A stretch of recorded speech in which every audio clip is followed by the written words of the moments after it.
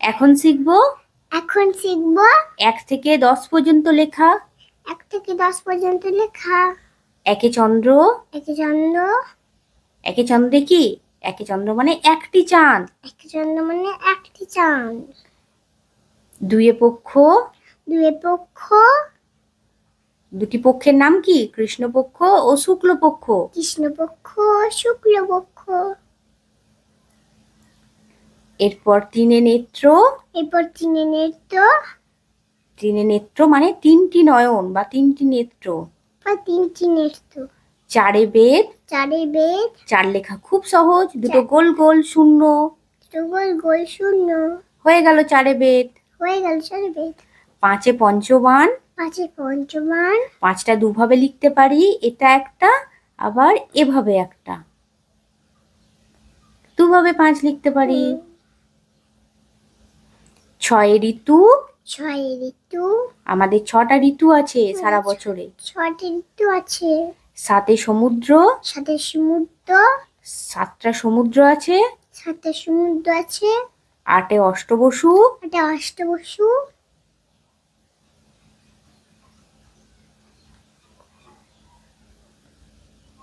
9এ নবগ্রহ।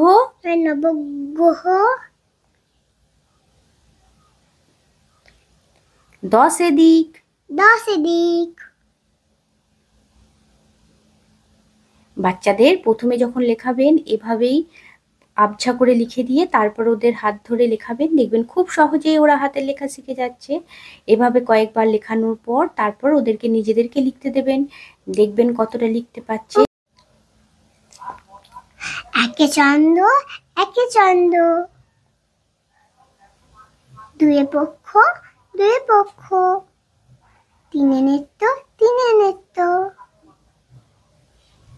চারে বেদ। চারে বেদ। পাঁচে পঞ্চবান।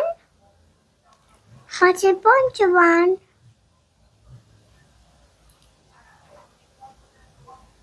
ছয়ে ঋতু। ছয়ে ঋতু। সাথে সমুদ্র। সাথে সমুদ্র। 8টে অষ্টবসু। 8টে অষ্টবসু। 9 নবগ্রহ। 9 নবগ্রহ। 10এ দিক। 10এ দিক। আমার লেখা হয়ে গেছে। বাই।